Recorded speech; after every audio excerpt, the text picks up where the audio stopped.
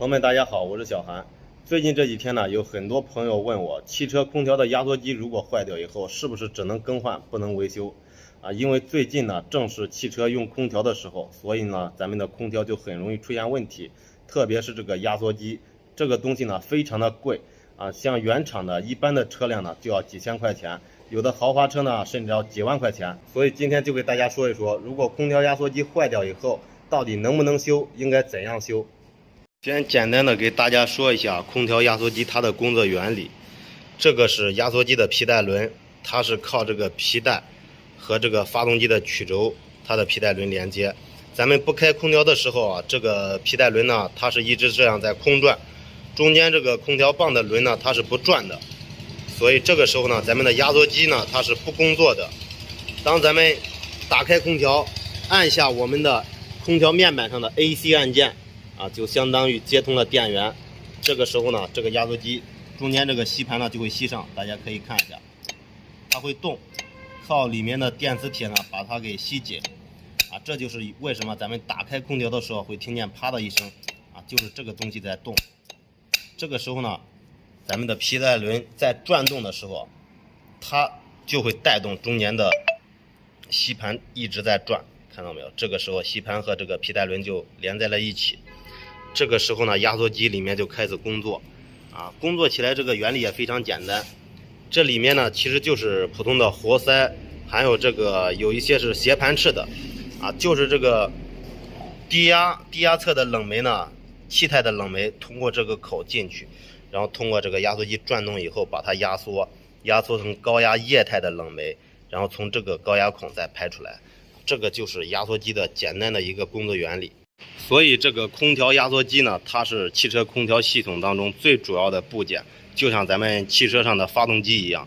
如果这个压缩机一旦罢工，这个空调呢是一点都不会制冷的。这个压缩机最容易坏掉的地方就是前面这一套电磁离合器。我给大家拿来了一套换掉的，大家可以看一下，这个就是电磁离合器它全部的组成。这个就是这皮带轮，然后呢，皮带轮后面是一个这种电磁铁非常简单，一个电磁铁里面是线圈，在这个后面装着。然后前面呢是一个吸盘，这个吸盘靠花键和这个压缩机中间连接着这个吸盘只要转动压缩机肯定是会工作的。这通上电以后呢，这个电磁铁产生吸力，把这个吸盘和这个皮带轮吸在一起，然后皮带轮带动这个吸盘转动，这个时候压缩机就工作了。所以说这个电磁铁这种东西呢，它是线圈，它就有寿命，时间一久呢，有的可能里面烧掉以后就没有磁力了，所以说皮带轮就会空转，这个时候呢，压缩机就不工作很多车型呢，这个皮带轮是不单独提供的，原厂是不单独提供的，但是呢，咱们在外面都是可以买这个品牌件代替的。其实这种东西呢非常简单，没有多少技术含量所以品牌件也是一样可以用的，寿命也是一样长的。所以大家如果空调压缩机坏掉以后，如果检查是前面这个电磁离合器坏掉了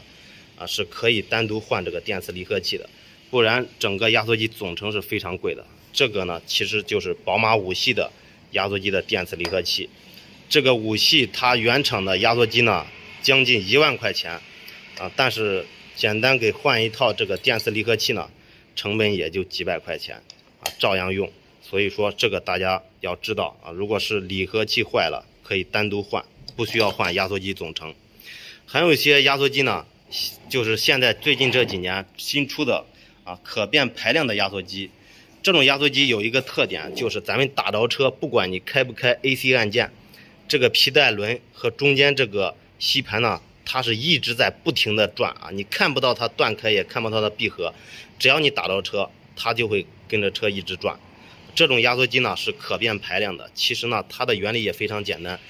就是呢这个压缩机上有一个电磁阀，它是通过控制这个电磁阀来控制这个压缩机，这个时候是工作还是不工作，是压力高呢还是压力低就是这种电磁阀在这个压缩机后面装着。像现在的大众车 1.4T、1.8T、2.0T 这种车上装的都是可变排量的压缩机。还有日系车像天籁还有丰田的凯美瑞